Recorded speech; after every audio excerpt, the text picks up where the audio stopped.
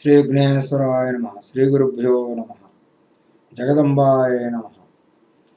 ఏకవేణి జపాకర్ణపూర నగ్న కరాస్థిత లంబోష్టి కర్ణికాకర్ణి తైలాభ్యక్త శరీరిణి వామపాదోల్లసల్లోహ లతాకంటకభూషణ వరమూర్ధధ్వజ కృష్ణ కాళరాత్రిర్భయంకరీ. శ్రీదేవి భాగవతం వింటూ ఉన్నాము. ఇందులో సప్తమ స్కందంలో సుకన్య నాసత్య సంవాదము అంటే సుకన్య అశ్విని దేవతల సంవాదము, దేవీ మహిమతో పరీక్షలో నెగ్గిన సుకన్య శర్యాది సుకన్యను శంకించడము అనే అంశాలను విన్నాము. తన యొక్క రూపాన్ని మార్చినటువంటి అశ్విని దేవతలకు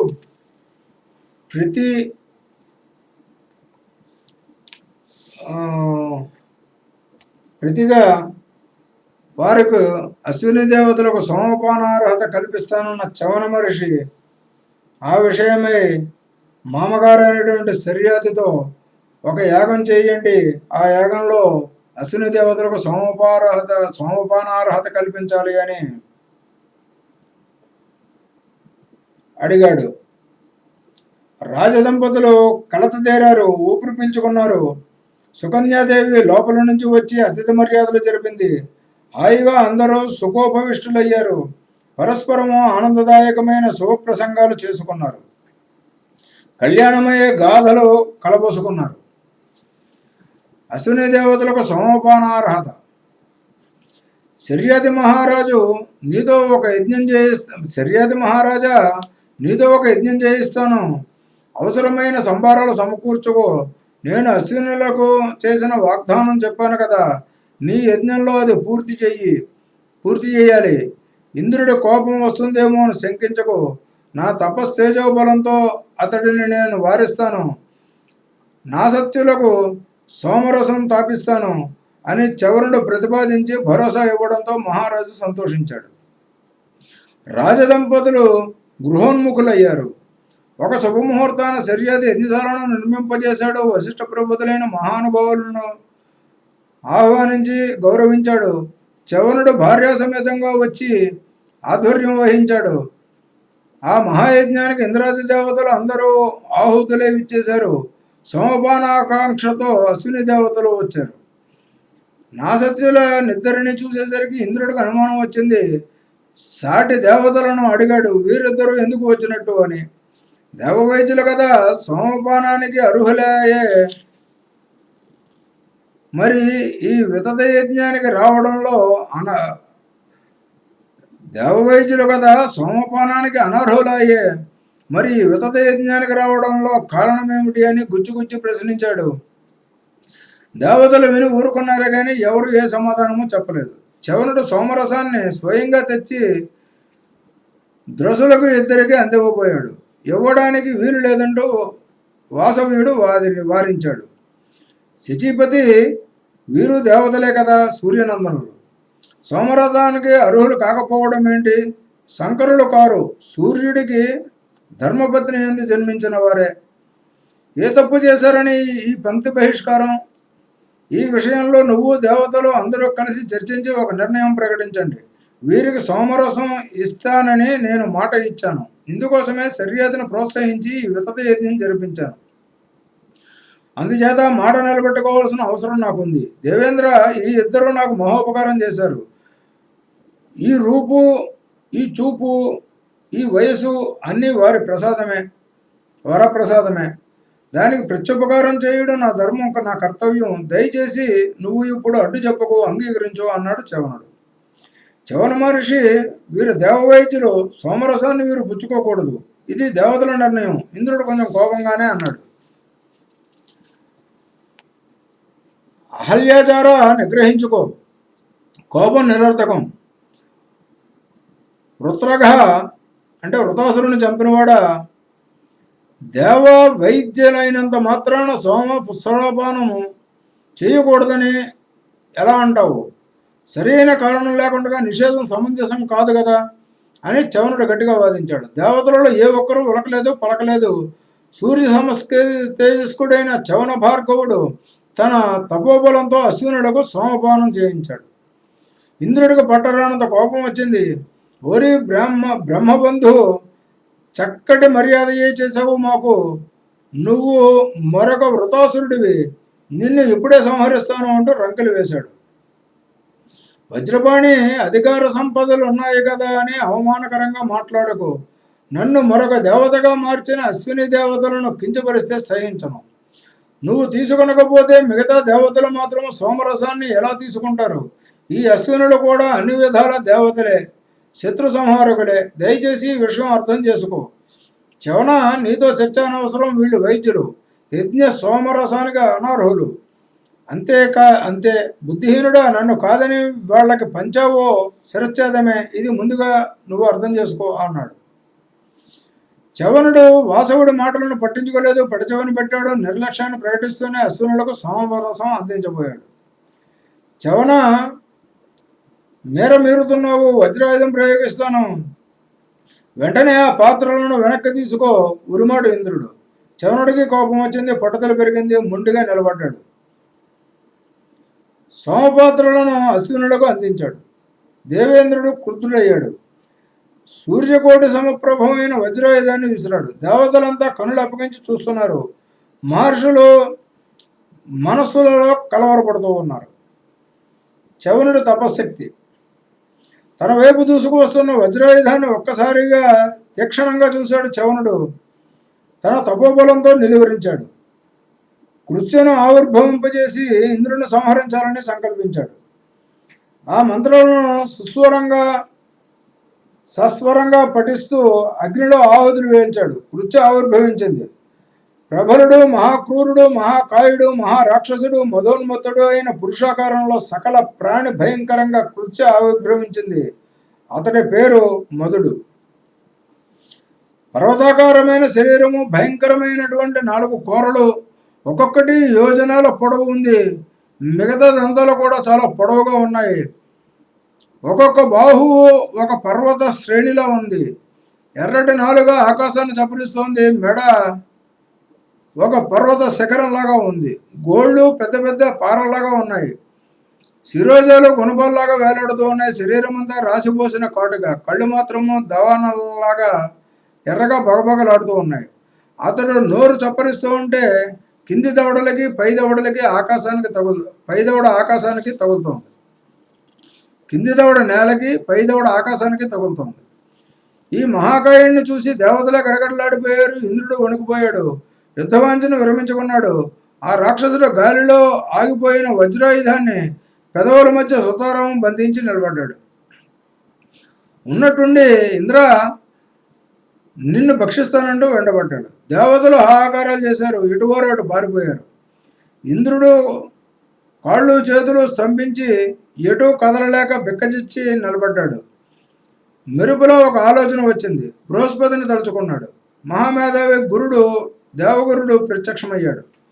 శచీపతి, మహాకాయుడు అసాధ్యుడు, మంత్రాలకు తంత్రాలకు లొంగడు. నీ వజ్రాయుధం కూడా వృధా. వీడు చవనుడి తపోబలంతో యజ్ఞకుండం నుంచి ఆవిర్భవించిన మధుడు. అనివార్యుడు. ఒక్కటే మార్గం, చవన మహర్షిని శరణు వేడుకో. ఆ మహాత్ముడే కరుణించాలి, మరో దారి లేదు అన్నాడు. బృహస్పతి ఖండితంగా చెప్పాడు. ఇంద్రుడికి బుద్ధి వచ్చింది. మనసులోనే చవనుడికి మొక్కుకుంటూ వచ్చి కాళ్ళ మీద పడ్డాడు. క్షమించు మహాముని, ఈ మహారాక్షసుని ఉపసంహరించు. సర్వజ్ఞ ప్రసన్నుడిని రక్షించు. ఇక మీదటి నీ మాట జవదాటను. ఈ క్షణం నుంచి అశ్వినులు ముమ్మాటికి సోమార్హులే. నాకు ఏ అభ్యంతరము లేదు. ఇది నిజము. నువ్వు వారికి ఇచ్చిన మాటను నెరవేర్చడం నా విధి. పొరపాటున అహంకరించాను. నీ తపశక్తిని పరీక్షించడానికి శర్యాతి యజ్ఞకీర్తిని దశ దిశలకు చాటి చెప్పడానికి ఇలా చేశానంటే నమ్ము, నన్ను విశ్వసించు. ప్రసన్న చిత్తంతో అనుగ్రహించాడు. దేవతలను ఆహ్లాదపరచు. ఈ మహామధుడిని ఉపసంహరించు అంటూ బతిమాలుకున్నాడు. పరమా పరమార్థవేత్త చవనుడు కోపాగ్ని దిగమింగుకున్నాడు. ఇంద్రుణ్ణి లేవనెత్తి సమస్వించాడు. మధుణ్ణి ఖండఖండాలుగా విభజించి స్త్రీలలో, మద్యాలలో, జోదాలలో, మృగయా వినోదాలలో జీర్ణింపజేశాడు. సకల దేవతలకు ధైర్యం చెప్పి శర్యాది యజ్ఞాన్ని దిగ్విజయంగా సుసంపన్నం చేశాడు. యజ్ఞ సంస్కృతమైన సోమరసాన్ని ఇంద్రుడికి, అతడి సమక్షంలోనే అశ్వినుడికి, సకల దేవతలకి తృప్తిగా పంచిపెట్టాడు. జనమేజయ ఈ రకంగా రవిపుత్రుడైన అశ్వినుడు చవనుడి తపోబలంతో సోమపాయులు అయ్యారు. అప్పటి నుంచి ఆ మహర్షి, ఆ సరస్సు, ఆ ఆశ్రమము, ఆ యజ్ఞభూమి అన్నీ చాలా విఖ్యాతి పొందాయి. రేవతుడి సత్యలోక యాత్ర. సూర్యవంశంలో పుట్టి ఇంతటి ప్రసిద్ధి పొందిన శర్యాతికి అనర్థుడనే కుమారుడు జన్మించాడు. అతడికి రేవతుడు జన్మించి రాజ్యం పాలించాడు. ఇతడు సముద్ర గర్భంలో కుశస్థలి అనే మహానగరం నిర్మింపజేసి అరిందముడే సకల భోగాలు అనుభవించాడు. ఇతడికి 9 పుత్రులు ప్రభవించారు. వారిలో కకుద్మి జ్యేష్ఠుడు. కడసారిగా ఆడపిల్ల పుట్టింది. శుభలక్షణ సంపన్న సుందరాంగి, పేరు రేవతి. యుక్త వయస్కురాలయ్యింది.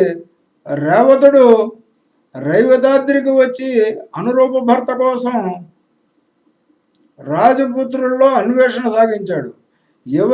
ఎవరికి ఇవ్వడమా అనేది ఎంతకు తేలలేదు. సర్వజ్ఞుడైన సృష్టికర్తని అడుగుదామనిపించి రేవతిని వెంట పెట్టుకుని బ్రహ్మలోకానికి వెళ్ళాడు. యజ్ఞాలు, ఛందస్సులు, పర్వతాలు, సముద్రాలు, నదులు, దివ్య రూపధారులే ఋషులతో, దేవజాతులతో కలిసి బ్రహ్మసభలో సమావిష్టుడై కనిపించాడు. అందరూ ముకుళిత హస్తాలతో ముక్తకంఠంతో బ్రహ్మను స్తుతించారు. వ్యాస మహర్షి, ఇక్కడ నాదొక సందేహము. రేవతితో సహా బ్రహ్మలోకానికి వెళ్ళాడంటున్నావు. నేను లోగడ విన్నదాని ప్రకారము బ్రహ్మజ్ఞాని అయి శాంతచిత్తుడై బ్రాహ్మడు మాత్రమే బ్రహ్మలోకానికి వెళ్ళగలడు. కూతురిని తీసుకుని ఒక క్షత్రియుడు ఎలా వెళ్ళగలిగాడు? మానవుడై పుట్టి మానవదేహంతో స్వర్గలోకానికి కానీ బ్రహ్మలోకానికి కానీ ఎవరైనా వెళ్ళగలరా? అది దుష్ప్రాపం అంటారు. అలా వెళ్ళిన వారికి మళ్ళీ భూలోకంలోకి ప్రవేశం ఉంటుందా? ఉంటే యథాతథంగా వస్తారా? ఏమైనా మార్పులుంటాయా? ఈ సందేహాలు నువ్వే తీర్చాలి. జనమేజయ, అన్ని లోకాలు మేరుపర్వత శిఖరం మీద ఉంటాయి. ఇంద్రలోకం, అగ్నిలోకం, యమలోకం, కైలాసం, వైకుంఠం, అలాగే సత్యలోకమును అన్నీ అక్కడే ఉన్నాయి. మీ వంశంలో అర్జునుడు ఇంద్రలోకానికి వెళ్ళి 5 ఏళ్ళుండి వచ్చాడు. మనుష్య శరీరంతోనే వెళ్ళాడు. వాసవుడి సన్నిధిలో నివసించాడు. అలాగే కుకుత్సుడు మొదలైన రాజులు కూడా వెళ్ళారు. తర్వాత ఇంద్రుని జయించి రాక్షసులు వెళ్ళి వచ్చారు. ఇంద్రసింహాసనం ఆక్రమించి స్వర్గలోకంలో స్వేచ్ఛా విహారాలు చేసిన వాళ్ళు ఉన్నారు. మహాభిషుడనే రాజు బ్రహ్మలోకానికి వెళుతూ ఉండగా దారిలో గంగాదేవి ఎదురైంది. గాలి తాకిడికి ఆమె పయ్యత జారింది. అర్ధనగ్నంగా నిలబడ్డ ఆ సుందరాంగిని చూసి మహాభిషుడు కామార్తుడే చిరునవ్వులు చిందించాడు. ఆవిడ కూడా అలాగే నవ్వింది.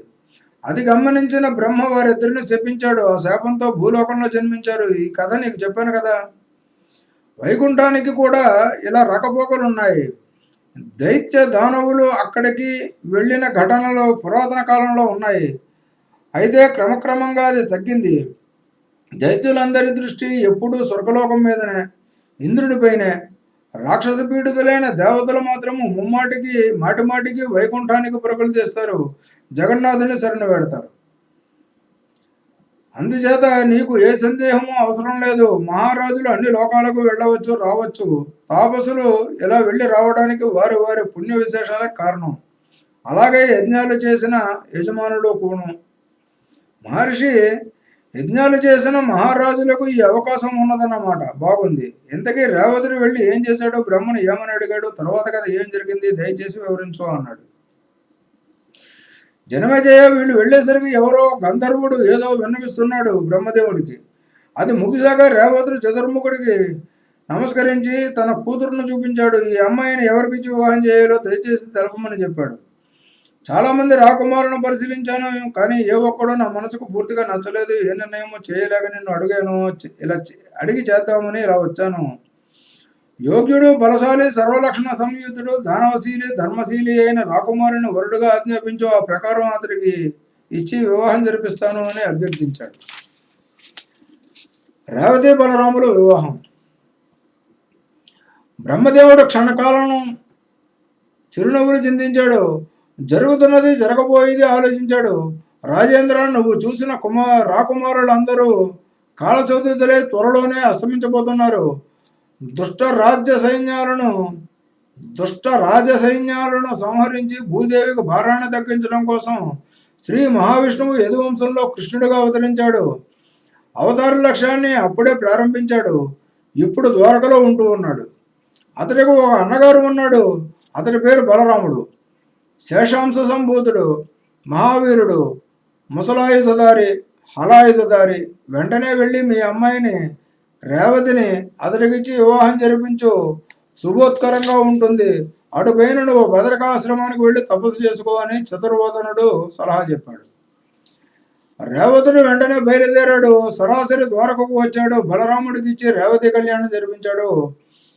అటు నుంచి అలాగే బదరికకు వెళ్ళిపోయి తీవ్రంగా తపస్సు చేసి శరీరం చాలించాడు. స్వర్గలోకం చేరుకున్నాడు. రేవతుడు కూతురుతో పాటు వెళ్ళి బ్రహ్మలోకంలో కొన్ని క్షణాల్లో నిమిషాలు ఉన్నాడు కదా. అది మానవలోకంలో కాల ప్రమాణం ప్రకారము శతమో అష్టోత్తరమో యుగాలు అవుతుంది కదా. మరి వీళ్ళు వృద్ధులు కాలేదా? వృద్ధురాలైన రేవతిని బలరాముడు వివాహం చేసుకున్నట్ట. రేవతుడు ఇంకెంత ముసలివాడైనట్టు. అసలు ఇంతకాలం పాటు వాళ్ళకి ఆయు ప్రమాణం ఎలా నిలిచింది? జనమేజయ, బ్రహ్మలోకంలో ముసలితనము, ఆకలి తప్పి మరణము, భయము, అలసట ఇటువంటివి అసలు ఉండవు. అది సరే, శర్యాది సంతతి అయిన రేవతుడు బ్రహ్మలోకానికి వెళ్ళిన సందర్భంగా రాక్షసులు అతను చూసి కుశస్థలి మీద దండెత్తి అతని సంతానాన్ని అంతటినీ సంహరించారు. చావగా బతికిన వాళ్ళు భయపడి పలాయనం చిత్తగించారు. ఇక్ష్వాకు వంశాదుల కథ. ఈ సూర్యవంశంలో మనువు తర్వాత అతడి పౌత్రుడు ఇక్ష్వాకుడు క్షువంతుని కొడుకు వంశకర్తగా విఖ్యాతి వహించాడు. ఆదిలో ఇతడికి సంతానం లేదు. నారదుడు చేసిన ఉపదేశ దీక్షను స్వీకరించి తపస్సు చేశాడు. 9 పుత్రులను పొందాడు. వారిలో వికుక్షి జ్యేష్ఠుడు. అందరూ బలపరాక్రమ సంపన్నులు, గుణవంతులే. ఇక్ష్వాకు మహారాజు అయోధ్యను రాజధానిగా చేసుకుని పరిపాలన సాగించాడు. తన పుత్రుల్లో శకుని ప్రభృతులను 50 మంది తన రాజ్యానికి ఉత్తరాపద ప్రాంతానికి రక్షకులుగా నియమించాడు. మరో 80 మందిని దక్షిణ పదానికి రక్షకులుగా పంపించాడు. మిగిలిన 2 తనకు అంగరక్షకులుగా నియమించుకున్నాడు. ఒక రోజున ఇక్ష్వాకుడు తన పితృదేవతల శ్రాద్ధం పెడుతూ పెద్ద కొడుకును వికుక్షుని పిలిచి అడవికి వెళ్ళి మాంసం తెమ్మని ఆజ్ఞాపించాడు. అతడు ఆయుధం ధరించి అరణ్యంలోకి వెళ్ళి వరాహాలను, మృగాలను, కుందేళ్లను వేటాడి బాగా అలసిపోయాడు. ఆకలి భరించలేక శ్రాద్ధం మాట మరిచిపోయి ఒక కుందేలును భజించాడు. మిగిలిన మాంసాన్ని తెచ్చి తండ్రికి అందించాడు. దానికి సంప్రోక్షించి పితృదేవతలకు నివేదించబోతూ గురువర్యుడు వశిష్ఠుడు ఇది భుక్తశేషమని గుర్తించాడు. కోపం వచ్చింది. ఇది శ్రాద్ధానికి అర్హం కాదని ప్రకటించాడు. భుక్తశేషం పనికిరాదని ఇక్ష్వాకుడికి విన్నవించాడు. ఇక్ష్వాకుడు వికుక్షుని పిలిచి ఏమి జరిగింది అని తెలుసుకున్నాడు. విధి లోపం చేశాడు కనుక దేశం నుంచి బహిష్కరించాడు. అప్పటి నుంచి వికుక్షికి శశాదుడు అని పేరు పెట్టారు. శశాదుడు అడవులకు వెళ్ళిపోయాడు. ఆటవికులతో సమంగా జీవించసాగాడు. కొంతకాలానికి ఇక్ష్వాకుడు దివంగతుడయ్యాడు. అప్పుడు శశాదుడు అయోధ్యకు వచ్చి మళ్ళీ రాజ్యపాలన సాగించాడు. ఇతని కుమారుడే కుక్కుత్సుడు ఇతనికే ఇంద్రవాహనుడు పురంజయుడు అనే నామభేదాలు. ఇది ఎలా వచ్చిందో తెలియజేస్తాను విను. కుకుస్థ వంశ వృత్తాంతం. శశాదుడు స్వర్గస్థుడయ్యాక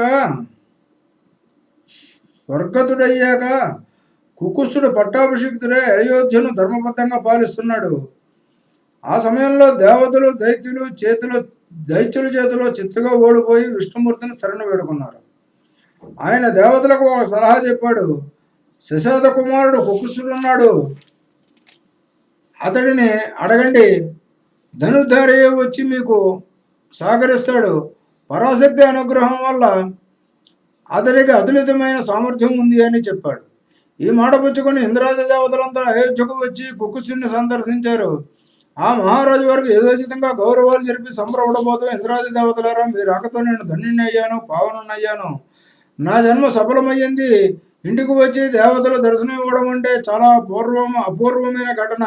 అదృష్టం అంటే నాదే. నేను ఏం చేయాలో ఆజ్ఞాపించండి. మానవ మాతృలకు దుస్సాధ్యమైన సాధిస్తాను అన్నాడు ఆనందావేశంతో. దేవతలు మెల్లిగా వచ్చిన పనిని బయటపెట్టారు. రాజేంద్ర, దేవేంద్రుడికి మిత్రుడివే మాకందరికీ ఒక సహాయం చేయాలి. సంగ్రామంలో రాక్షసులు మమ్మల్ని ఓడించారు. నువ్వు మా పక్షాన్ని నిలిచి పోరాడి దైత్యులను జయించాలి. పరాశక్తి అనుగ్రహం పూర్తిగా నీ పట్ల ఉంది. నీకు అసాధ్యమంటూ ఏదీ లేదు. విష్ణుమూర్తి సలహా మీద నీ దగ్గరకు వచ్చాము. ధర్మజ్ఞుడివి, సమర్థుడివి, సహాయం చేసి పెట్టు అని అడిగారు. దేవతలారా, మీ పక్షాన్ని నిలుస్తాను, దైత్యులతో పోరాడతాను, జయం సాధిస్తాను. కాకపోతే సంగ్రామ రంగంలో ఇంద్రుడు నాకు వాహనమై సహకరించాలి. కుకుసుడు పెట్టిన ఈ నియమాన్ని గురించిన దేవతలు పరస్పరం చర్చించుకున్నారు. అవసరం మనది కనుక సిగ్గుపడకూడదు. కుకుసుడికి వాహనం అవ్వమని అందరూ ఇంద్రుడిని ఒత్తిడి చేశారు. చివరికి శ్రీహరి వచ్చి అదే సలహా చెప్పాడు. వాసవుడు అంగీకరించాడు. సిగ్గు విడిచిపెట్టి వృషభ రూపం ధరించాడు. కుకుసుడు ఆ వృషభ వాహనం అధిరోహించి మరొక రుద్రుడు అన్నట్టు రాక్షసులతో సంగ్రామానికి దిగాడు. ఈ రకంగా కూడా కుకుసుడు అనే పేరు చరితార్థమైంది. కుకుది స్థిత అంటే ఎద్దు మూపున కూర్చున్నవాడు. మొత్తానికి ఆ యుద్ధంలో కుకుసుడు దైత్యులతోనూ వారి పట్టణాన్ని జయించి ఇంద్రుడికి విజయలక్ష్మిని అందించాడు. ఇంద్రుడు తనకి వాహనమయ్యాడు కనుక ఇంద్రవాహనుడని, దైత్యపురాన్ని జయించాడు కనుక పురంజయుడని కుకుసుడికి నామభేదాలు అప్పటి నుంచి ఏర్పడ్డాయి. ఈ మహారాజుకు పృథు చక్రవర్తి జన్మించాడు. అతడు సాక్షాత్తు విష్ణుమూర్తి అంశ. పరాశక్తికి పరమభక్తుడు. ఇతడు కుమారుడు విశ్వరంధి. ఈ విశ్వరంధి సుతుడు చంద్రుడు. ఇతడు వంశకరుడే. చంద్రమహారాజు గారి కొడుకు పేరు యవనాశ్వుడు. మహాతేజస్వి, మహాబలశాలి. ఇతను సుతుడు శావంతుడు. శావంతి అని అమరావతితో సాటి వచ్చే మహానగరాన్ని నిర్మింపజేశాడు. ఈయనకు తనయుడు బృహద్వసుడు. ఇతడి ఆత్మజుడు కువలయాశ్వుడు. దుందుడు అనే మహాదైత్యుడిని సంహరించిన వీరాగ్రణి ఇతడు. అప్పటి నుంచి దుందుమారుడనే పేరు పౌరుషనామంతో విఖ్యాతి గడించాడు. ఇతని ఔరసుడు దృఢాసుడు. సామ్రాజ్యాన్ని దిగంతాలకు విస్తరింపజేసిన మహావీరుడు. హర్యశ్వుడు ఇతని పట్టి. నికుంభుడు హర్యశ్వ సంజాతుడు. నికుంభుడికి బర్హణాశ్వుడు, అతనికి కుశాశ్వుడు సంతానం. ప్రసేనజిత్తు కుశాశ్వుడికి ఆత్మజుడు. ప్రసేనజిత్తుకి యవనాశ్వుడు జన్మించాడు. ఇతడి సంతానమే మాంధాత. ఇతడు అష్టోత్తర సహస్రంగా మహాప్రసాదాలు, ఆలయాలు నిర్మింపజేసి పరాశక్తి అనుగ్రహానికి విశేషంగా పాత్రుడయ్యాడు. ఇతడు మాతృగర్భం నుంచి ఆవిర్భవించలేదు, తండ్రి గర్భం నుంచి జన్మించాడు. పొట్ట చీల్చుకుని పుట్టాడు. ఇది చాలా ఆశ్చర్యకరంగా, అసంభవంగా, ప్రకృతి విరుద్ధంగా కనిపిస్తుంది, కానీ నిజం. అది వివరిస్తాను, ఆలకించు అన్నాడు. తండ్రికి పుట్టిన తనయుడు మాంధాత. యవనాసుడికి చాలా కాలం వరకు సంతానం కలగలేదు. 100 మందిని వివాహం ఆడాడు. అయినా ఒక్క కడుపు పండలేదు. రోజు అతడిని ఇదే దిగులు కృంగదీసింది. అరణ్యాలకు వెళ్లి ఋషులను ఆశ్రయించాడు. నిట్టూర్పులు విడుస్తూ విలపించాడు. ఋషులు ఓదార్చి శోక కారణం అడిగారు, తెలుసుకున్నారు. మాకు చేతనైతే ఉపకారం చేస్తాము చెప్పు అన్నారు. మహర్షులారా, నాకు రాజ్యం ఉంది, సంపదలు ఉంది, గుర్రాలు ఉన్నాయి, 100 భార్యలు ఉన్నారు. నాకంటే బలశాలి లేడు, శత్రువులు లేరు. మంత్రి సామంతులంతా విధేయులే, అన్ని బాగానే ఉన్నాయి. కానీ ఒక్క లోటు, మాకు సంతానం లేదు, ఒక బిడ్డనైనా లేడు. అపుత్రుడికి ఉత్తమ కథలు లేవంటారు, స్వర్గం అసలే లేదంటారు. అందుకని దుఃఖిస్తున్నాను, సంతానం కావాలి. మీరంతా వేదశాస్త్ర తత్వజ్ఞులు, మహాతపస్సులు. సంతానార్థినైన నాకు ఏదైనా ఇష్టిని చెప్పండి, నాతో చేయించండి. మీరు దయాస్వభావులు కనుక అభ్యర్థిస్తున్నాను అని వేడుకున్నాడు యవనాసుడు. దీనికి ఇంత దుఃఖపడవలసినది ఏముంది, అలాగే చేయిస్తామంటూ ఇంద్రదేవతాకమైన ఇష్టిని చేయించారు. జలపూర్ణ కలశాన్ని వేదోక్తులతో అభిమంత్రించారు. మరుసటి రోజు ఆ ఉదకాన్ని రాజపత్నులకు ఇవ్వాలని సంకల్పించారు. కానీ ఆ రోజు అర్ధరాత్రి యవనాసుడు దెబ్బకి తట్టుకోలేక యాగశాలలో ప్రవేశించి నిద్రపోతూ ఉన్న విప్రులను లేపడం ఎందుకులే అని ఆ కలశంలో నిండా ఉన్న ఉదకాన్ని తెలియక తాను పుచ్చేసుకున్నాడు. వెళ్ళి తన గుడారంలో పడుకున్నాడు.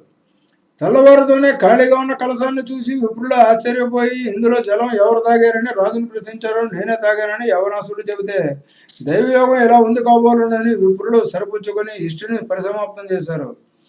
ఎవరాశ్రమాలకు వాళ్ళు వెళ్ళిపోయారు. మంత్రోదకం కారణంగా రాజుగారి గర్భం ధరించాడు. నెలల నుండి పొట్ట కుడివైపు చీల్చుకుని మగబిడ్డ జన్మించాడు. అయితే అదృష్టం బాగుండి రాజుగారు మరణించలేదు. పుట్టిన బిడ్డడు రోధిస్తున్నాడు. తల్లి ఉంటే చన్ను కుడిపేది. ఇప్పుడు ఏమి చేయడమా అని మంత్రులు మల్లకొల్లాలు పడుతున్నారు. అప్పుడు ఇంద్రుడు తన చూపుడు వేలిని అంటే దేశీని అందించి, మాం దాత, నన్ను నా చేతి వేలిని చూకును అన్నాడు.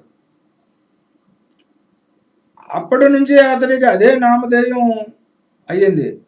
అందరూ మాంధాత మాంధాత అన్నారు. మహాబలిష్ఠుడే చాలా కాలం భూగోళాన్ని పరిపాలించాడు. మాంధాత సర్వభూగోళాన్ని జయించి చక్రవర్తి అయ్యాడు. దస్యులు ఇతనికి భయపడి గాఢారణ్యాలలోకి పోయి కొండ గుహలలో దాక్కున్నారు. ఈ లోకోపకారానికి సంతోషించి దేవేంద్రుడు త్రసదస్యుడు అనే బిరుదిచ్చి గౌరవించాడు. శశబిందు మహారాజు గారి గారాల కూతురు బిందుమతి ఇతనికి పట్టమహిషి. ఈ దంపతులకు 2 తనయులు కలిగారు, పురుకుస్సుడు, ముచుకుందుడు. వీరిలో పురుకుస్సుడికి అరణ్యకుడు జన్మించాడు, పరమధార్మికుడు. ఇతని కుమారుడు పితృభక్తి పరాయణుడు అయిన బృహద్దస్సుడు. ఇతనికి హర్యస్సుడు తనయుడు. హర్యస్సుడి కొడుకు త్రిధనుడు. త్రిధనుడి సంతానం అరుణుడు. సత్యవ్రతుడు త్రిశంకుడైన తీరు. ఇక అరుణుడి సుపుత్రుడు సత్యవ్రతుడు మహాపాపాత్ముడు, కామలోలుడు. ఒక విప్రకన్యను పెళ్లిపీటల మీద నుంచి అపహరించాడు. బ్రాహ్మణులంతా కలిసి హాహాకారాలు చేస్తూ అరుణుడికి మొర్ర పెట్టుకున్నారు. తనయుడు చేసిన దుర్మార్గానికి అరుణుడు మండిపడ్డాడు. దేశ బహిష్కారం వేయించాడు. స్వపచులతో కలిసి అడవుల్లో కనిష్టంగా జీవించమని గెంటేశాడు. వాడు అడవుల్లోకి పోయి కవచము, ధనుర్బాణాలు ధరించి స్వపచులతో జీవించసాగాడు. వెడుతూ కులగురువులు కదా వశిష్ఠుల వారు తండ్రికి చెప్పి కోపం చల్లారుస్తామోనని ఆశపడి అభ్యర్థించాడు. వశిష్ఠుడు నిష్కర్షగా తిరస్కరించడమే కాదు, అరుణుడి చర్యను సమర్థించాడు. ఈ కఠిన శిక్షకు తండ్రిని ప్రేరేపించింది ఈయనగారేనని గ్రహించి సత్యవ్రతుడు వశిష్ఠులపై అలిగి గత్యంతరం లేక శిక్షను శిరసా వహించి అరణ్యాలకు వెళ్ళాడు. ఆ తరువాత కథ వచ్చే భాగంలో విందాము. స్వస్తి. శ్రీ జగదాంబార్పణమస్తు.